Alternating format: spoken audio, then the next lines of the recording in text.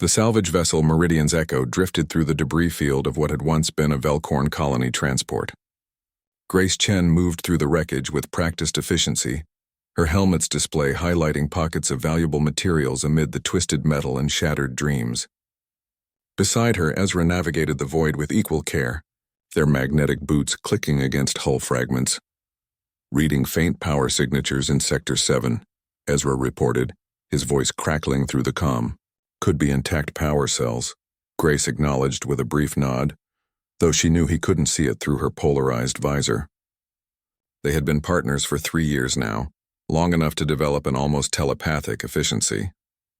The Echo hummed patiently in the distance, its AI monitoring their vitals and suit integrity with mechanical devotion. The Velcorn transport had been caught in a spatial anomaly 2 weeks prior. The disaster had been sudden and absolute. No survivors were expected. The galactic news feeds had already moved on to other tragedies. But salvage rights waited for no one, and the Echo's sensors had detected valuable cargo. Grace maneuvered around a section of bulkhead, her suit's thrusters firing in controlled bursts. Then she saw it, a survival pod, partially crushed but with its emergency beacon still pulsing weakly. Her heart rate spiked, and the Echo's AI immediately queried her status.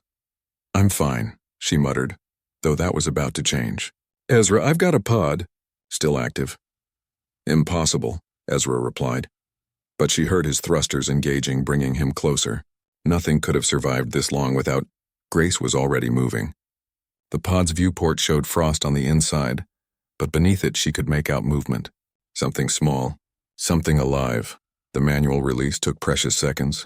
Grace's gloved fingers worked the emergency mechanism while Ezra arrived beside her, his scanner painting holographic readouts across her vision. "Atmosphere's nearly depleted," he warned. "Whatever's in there has minutes, maybe less." The hatch opened with a hiss of escaping air, what little remained. Inside, curled against the cold, was a Velcorn cub. The species was rare, their young even more so. Its crystalline fur had dulled from oxygen deprivation, and its 4 eyes flickered weakly as it registered their presence. The cub couldn't have been more than equivalent to a human 5-year-old. "Grace, our oxygen reserves," Ezra began. She was already removing her helmet. "What are you doing?" Ezra's voice rose in pitch, something between horror and disbelief. "Grace, no.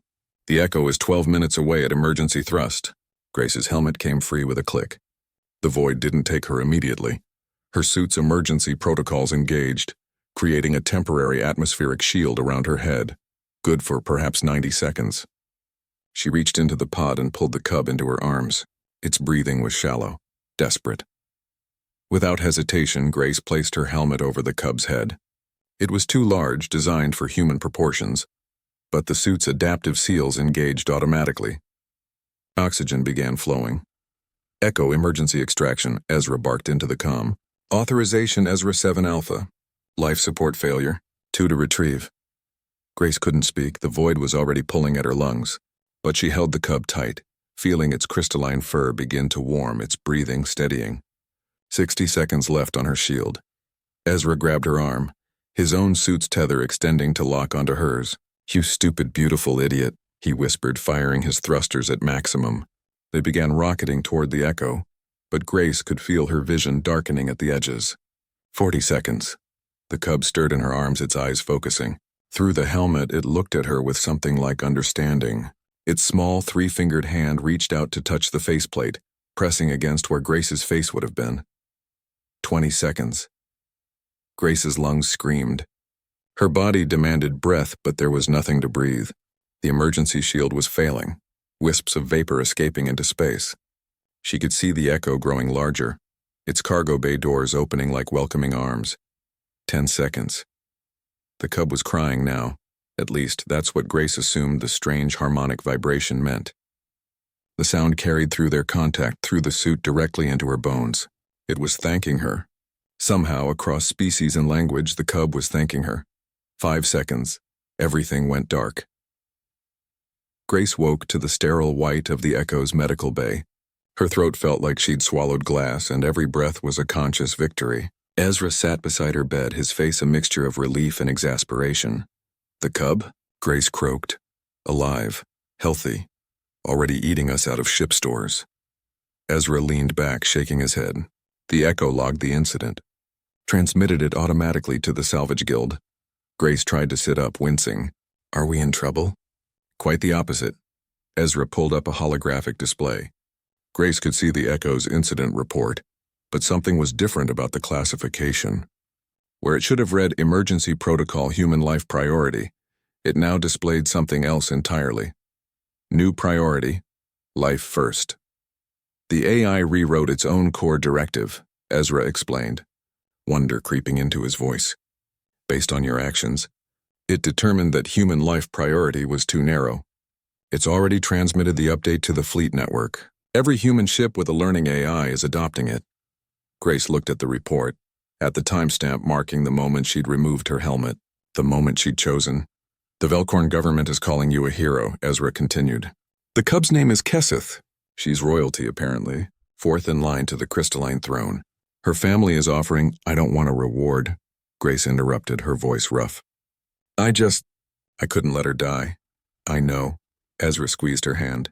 That's why they're calling it the human paradox on the feeds.